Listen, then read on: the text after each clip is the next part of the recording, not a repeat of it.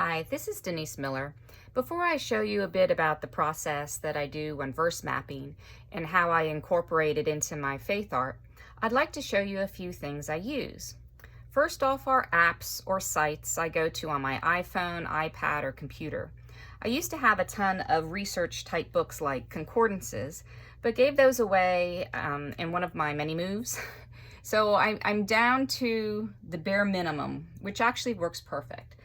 So let me see if you can get an idea. Where's my read? There we go. Two of my favorite, this is the app, it's called Holy Bible, and this is the Blue Letter Bible. Let me click on the Blue Letter Bible. And you can, you hit the search, you put in the verse, and it has all the tools that you need. You can also go on your computer, and I usually do it on my computer, not necessarily on my iPad, but I have it on here if I need. And then my other favorite is the Holy Bible. You can, oops, this page is already highlighting. You can click on it, and let's click on this. All your tools, you can share, you can make an image, you can compare to other translations, make notes, pray, bookmark it. It's a lot of fun, and they have beautiful colors, so I like that. But these are some of the apps you can use. There's a Bible Gateway, and there's a ton out there, but those are my favorite. I do use, like I just said, my computer more than I would my iPad, and Google as well. I love Google. So as for Bibles, this is a parallel Bible, which is really neat. If you open it up, you have New King James Version, English Standard Version, New Living Translation, and the Message.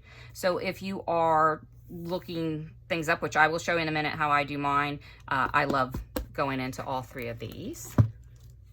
You also have the New Inductive Study Bible. Any study Bible is fine. Study Bibles have, the cross references usually at the beginning of one of the books. It'll go into some background information, usually more stuff in the word studies, where, if you have a word, you can look it up and it takes you where it is. A lot of times there's maps, things like that. That can be very helpful. My favorite Bible that I use, and just actually started using again, I have a different Bible that I take to church with me, and then other Bibles that I art journal in. And when I went in to look up, and I'll tell you the little story in a minute, I pulled this Bible out and then found the typical, I had forgotten that how much I had used it in the past, but it was so nice to find that I'd already underlined a ton of stuff. And I don't put any art in this one, but I do a lot in the underlining and little arrows, other words, things like that.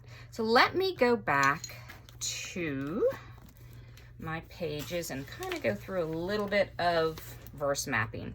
I used to verse map years ago.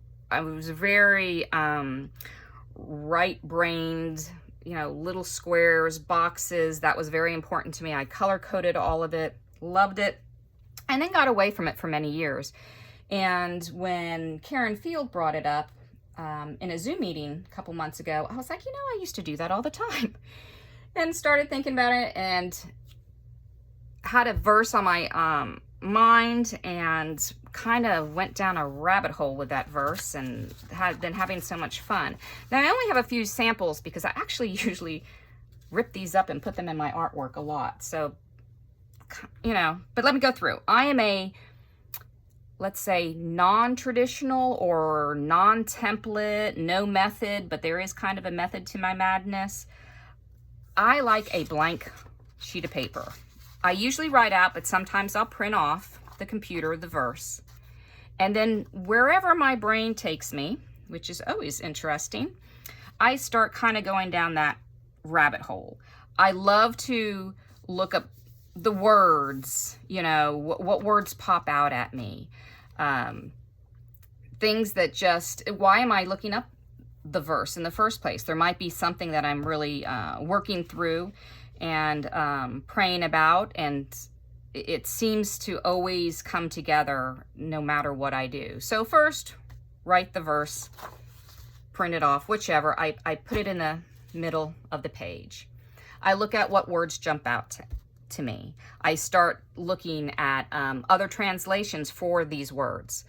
For pleasing is acceptable. Offer means, present. And I can do arrows and blocks. I usually write a little bit on top and then do a square around it. Similar to here. So I guess I do have a method, even though I think I don't have a method. After that, looking at other translations, and sometimes I write them down. Like here I have the other translations. Let's see where I have here. No, those are other ones. Sometimes I write them right on there. This is one. These are all other translations of the same verse. Then I do cross references. And those are the little writing off to the side in the Bible. And I'll look those up and I'll start writing those down. And then in no specific order, I'll do word searches and maybe Hebrew or Greek, or, looking up definitions, or in a dictionary. I read commentaries, either on the Blue Letter app that I showed you earlier, or at the bottom of a study Bible has them sometimes. Sometimes I rarely go into the history and the background.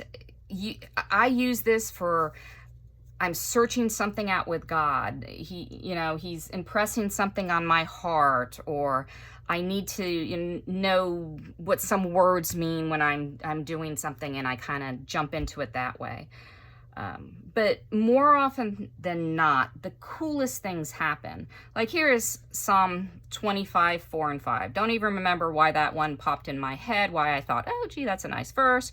Wrote it out, started, researching different words, the Hebrew for different things, and different translations, and then the cross references, started writing out the verbs, and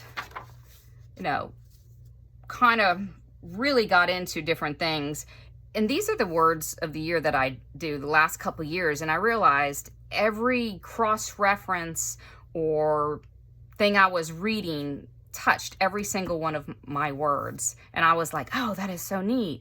And then I, started looking up in it like a dictionary for a word, and it's like, lead, push, pushed, carried, or pulled, carried, by God, you must trust. And so you kind of go down these rabbit holes, wait, listen then, walk, run.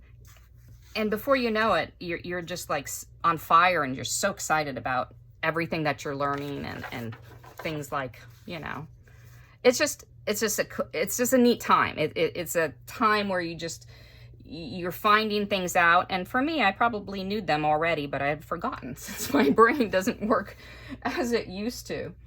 But I wanted to show you, so I go from this page, which it doesn't look like anything. Let's see if I didn't even write anything on the back. It's just the front page.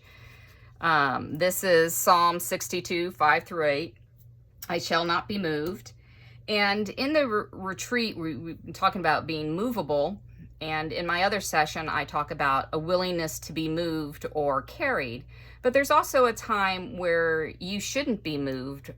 And I looked up one of the verses, and this was it. And I thought, oh, let me look into it. And another word for moved is shaken. Looked up cross references, other translations here. And it says, my soul, wait silently for God alone, for my expectation is from him. He only is my rock and my salvation. He is my defense. I shall not be moved. And that's the New King James. So moved, shaken, I sometimes will write from a commentary, being cast down or shaken from a sense of security and happiness. So I'll go from something like this, usually have aha moments. And then, I'll show you, Next, I'll go into my Bible. Sometimes I'm circling, underlining. Maybe here it says shaking because this is the ESV version, which is my favorite version. But the word in another version was moved, so wrote that out here. From here, often I will either write it out in my planner, which I keep. I can do something kind of artsy. I love fountain pens, and so I will write certain verses down or sayings or quotes in here where it says, let's see where it uses the word hope. My hope is from him. So as you can see, hope is in these two things I showed you.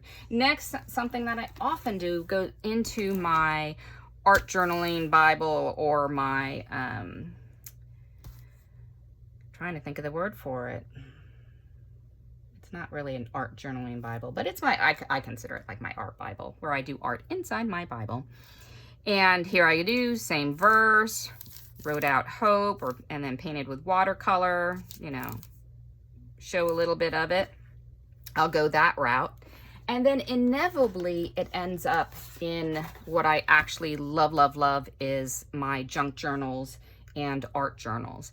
So for my hope is in him, here it is on a page. I will probably take a white pen and write out the verse.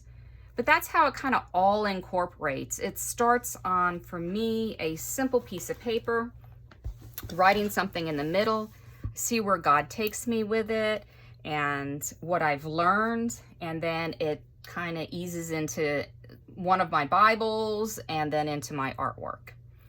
So I hope this kind of shows a little bit of the non-traditional template.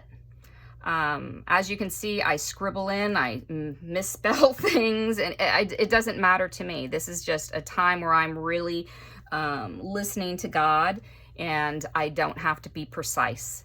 And it works for me, and it's just another option if you do not want to go the template route. But I actually use sometimes, every once in a while, I'll try a template, but I usually go back to this because it's a quick thought. Let's get into the word, and what can I learn?